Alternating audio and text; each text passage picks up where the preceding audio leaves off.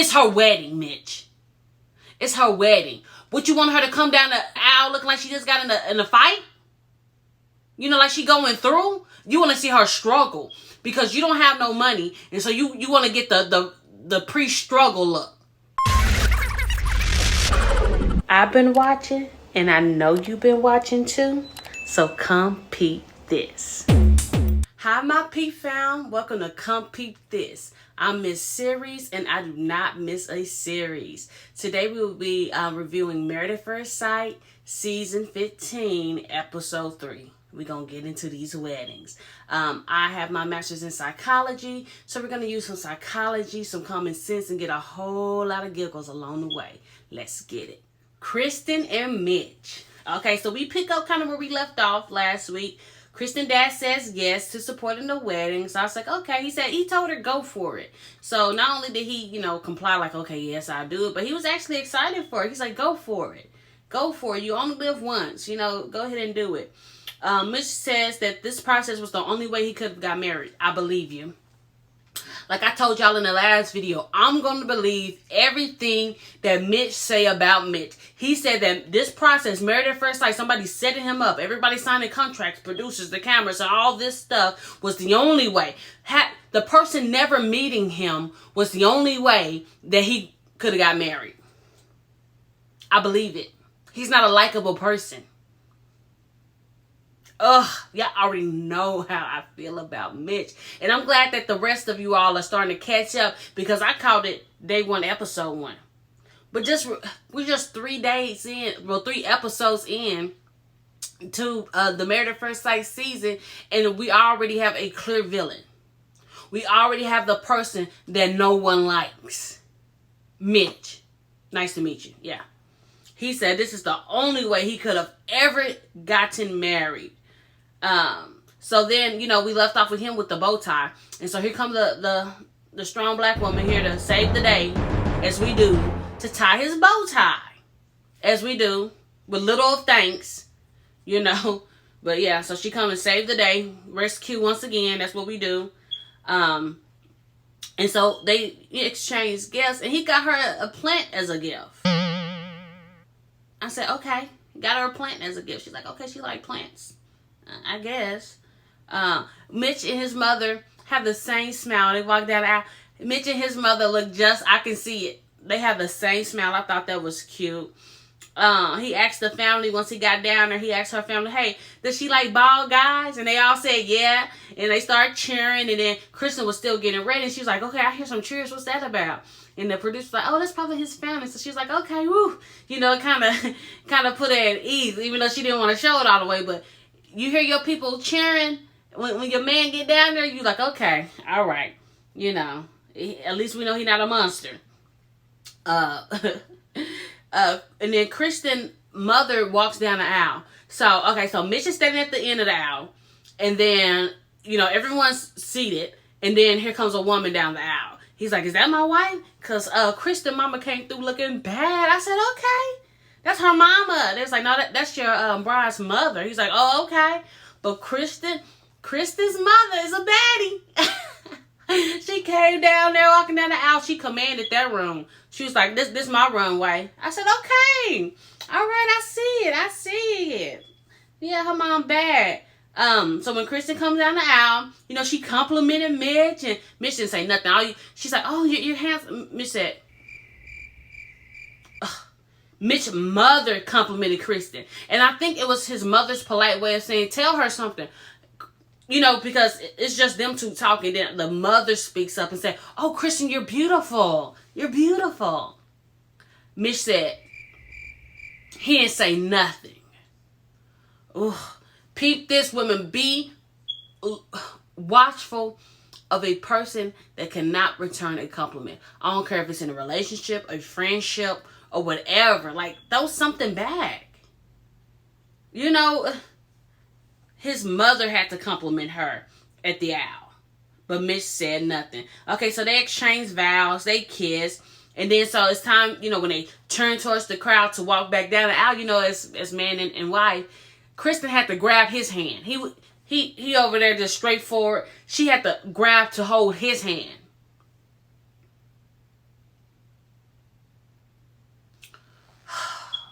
He did not even think to grab and hold her hand. She had to reach and get his. I said, come on now. Ooh, and Krysten, she gonna have to get at this review too. She gonna have to get it. I have some words for Krysten, because you cannot be that thirsty.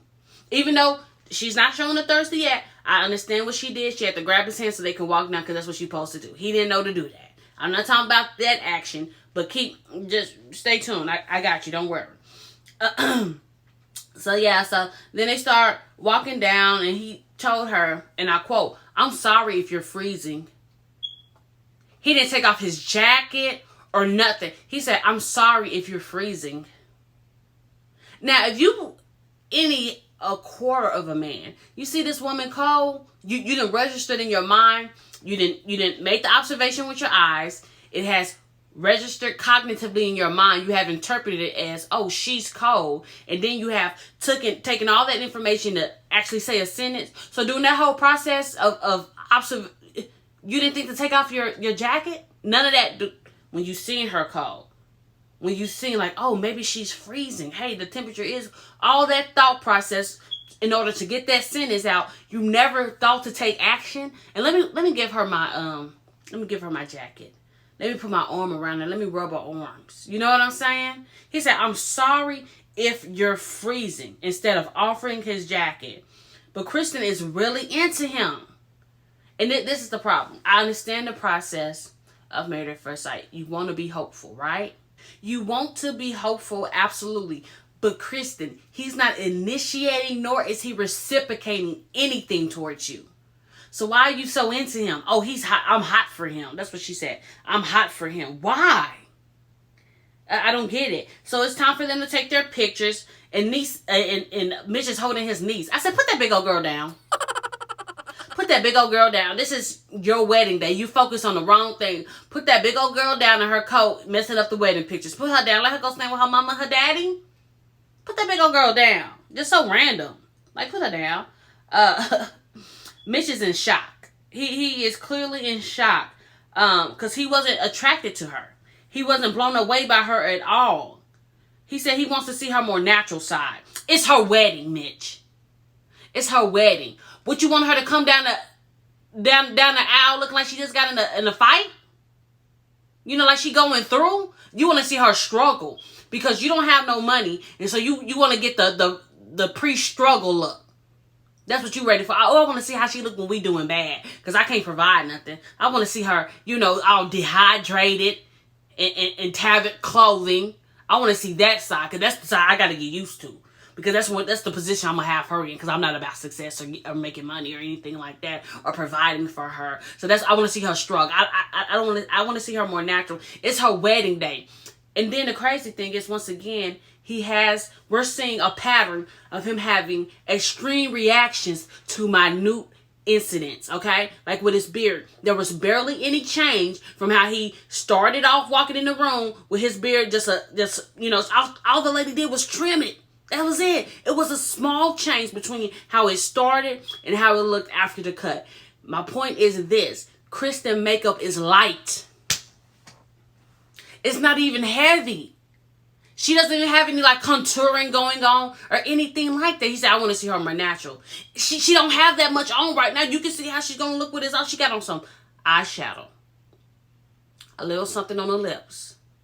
It's extremely light. But it's her wedding, so she's supposed to have these things. Like, what are you talking about? You want her to go around looking damp like you? And the thing is, once again, we're already seeing a pattern of him criticizing without looking at himself. With the bow tie. None of you guys know how to tie a bow tie. You don't know how to tie a bow tie. You want to see her in a more natural look. She got on this dress and this gown and these heels and all this makeup. You in a full tuxedo. Look at yourself, Mitch. Is this how you do every day? Oh, no, because it's your wedding? Why not extend that same courtesy to her? Because you sure extend it to yourself. You're in a whole tuxedo. With a bandage on your head. Ugh. Like, let up. He said she looks too mainstream. Too mainstream. You want her to look like she from the past, like Little House on the Prairie? I'm telling y'all, Mitch want Krysten to look like she going through. He can't wait till she get a cough or something. Get her first cold. Oh my goodness, look at her nose running. He want to see her looking bad. Like, what is wrong with you? That's what turns you on? Weirdo. In my opinion, weirdo. Goodness. Ugh. Krysten said that she's attracted to him. She feels comfortable with him. It feels like she's known him for years. How? Why? When? Where? Krysten, this is the... You giving extremely thirsty. We know that Mitch wants you dehydrated and doing bad, but you cannot be this thirsty. Well, how does it feel like you know him for years? He's not even talking to you. Y'all not even sharing any connection. And there's no chemistry.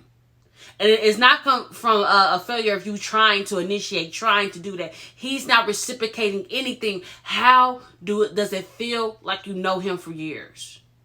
How have you had a chance to develop that? To see even a glimpse of that? What are you talking about? Now, we know Alexis lit. We'll get to that. But is Krysten lit? What's wrong with you? Is she the most... When they were talking, y'all remember when her big red flags is not being in a committed relationship. When he said that, it's like she barely heard it. Krysten is ignoring these red flags. She's ignoring it. And I bet you that's how she did, in my opinion, in her last relationship. For him to have a whole side chick for, a year or something? He probably had that girl at the house talking about, this my cousin. And Krysten like, oh, okay. Hey, nice to meet you. Want to make you a plate? Krysten, how are you developing all these feelings for him when he's barely making eye contact with you? Mitch is so negative. He says, okay, now that she's taking off her heels, he like her better. He like her a little bit more now that she, has no shoes on. Now she walking barefoot. Keep messing around with Mitch, he gonna have you barefoot. He gonna have you barefoot. Because when he's sitting down with Krysten mama asks him, so what did you think about my daughter? When she walked down the aisle, Mitch, I don't believe in love at first sight. Dude, that wasn't the question. How stupid do you sound? How stupid do you sound? That was not the question. She didn't say, oh, were you blown away? Did you love her? She said, what did you think? I don't believe in love at first sight. That wasn't the question.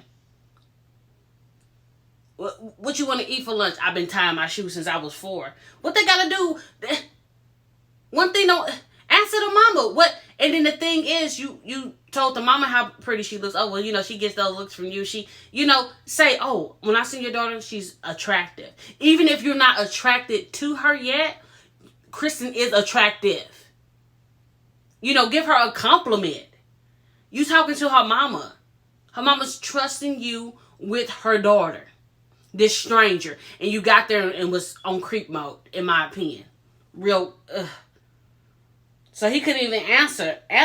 The mama looked at him like, because she peeped that. I asked you a question and I'm with a scripted answer. I don't care. It should have been like a reflex. Oh, I was like, okay, yeah, I could see a future with her. Oh, she's pretty. Something other than what you did. You know what, Mitch? Just do the opposite of however you think things are supposed to go. However you think things are, just do the opposite. We don't trust your judgment, your opinion, your taste, your perspective, your vantage point. You shouldn't trust it either. Mitch says he's not into financial success. Let me tell y'all something. Peep this. Mitch's brother is very successful. You can tell. His brother is very successful. So Mitch doesn't believe in success. How you not going to believe in success and being successful and having money, being able to provide? You're 41 years old. You signed up to have a wife and to build a family. And you don't think money's going to come into it and your ability to provide? Because he don't want to compete. Like I said since video 1, he's an underachiever. This is example. This is like the kid that's not as fast as their siblings or can't run as fast as the other kid. Oh, I don't like to race anyway. I don't want to race anyway because you don't want to fail. You know what I'm saying? I'm not into financial success because your brother is successful. He has obtained that. So now it's not even a goal for you at 41, wanting a wife and wanting kids, and you don't think that you should have your finances in order? You want them to always eat out of spaghetti stained Tupperware. That's not her goals. The mama said, well, she at least wants somebody that is able to. Yeah, money's important. Yes, so go get some. You have enough sense to know that it's important. Go get some to be able to provide. Because you want kids and children are expensive. You see how big his brother's kitchen was? When they did the first video call when he was telling them that he was getting married, that kitchen was huge. In San Diego. You know, it's high in California. The cost of living is very expensive. So his brother has been successful, has been able to provide. And so now that's no longer a goal for Mitch. He got his arms crossed. I'm not into that. He's not making an impact. Who says? He's making an impact for his household. Once you get, that's just as important. Making an impact outside your household is making an impact in your household. Matter of fact, you should be focused on making an impact within your household first. Prioritize your family and not yourself. And not your fear of having your failures exposed. Coward, in my opinion. I don't like Mitch. Sorry, I don't. Ooh, let me calm down. I don't like Mitch. Yeah, Mitch is 41. He can't provide. He's unkind, inflexible, erratic, immature, and bald. And Krysten keeps saying how hot he is and how attracted she is to him. Why? Why? What has he shown you? Even besides the physical, she like, that's her type, cool. But she's acting like they have formed this connection, have a spark. Nate and Stasha have a spark. Justin and Alexis have a spark. Miguel and Lindy, there's a glimpse of a possible future spark, even though we haven't seen it. But there's a glimpse of something possible. We don't even see no possibilities with y'all. Stop it, Krysten. Stop. And then the last thing, when he's talking to his brothers at the end, he's saying, yeah, I'm not going to pounce on her tonight. That's not really Mitch. That's not a really Mitch thing to do. Beware, peep this, beware of men, people in general that refer to themselves in the third person. That's dissociation. So that's why they can treat you any kind of way, but like, oh, well, that wasn't me. That wasn't Mitch. That's a way for them to dissociate their behaviors, their actions with who they are. That's not really a Mitch thing to do. So you're a brand that no one wants, Mitch. Oh, good. Y'all, help me with this one. Don't forget to like, subscribe, and comment. Get in those comments. I always reply to my peep fam. Let's get it.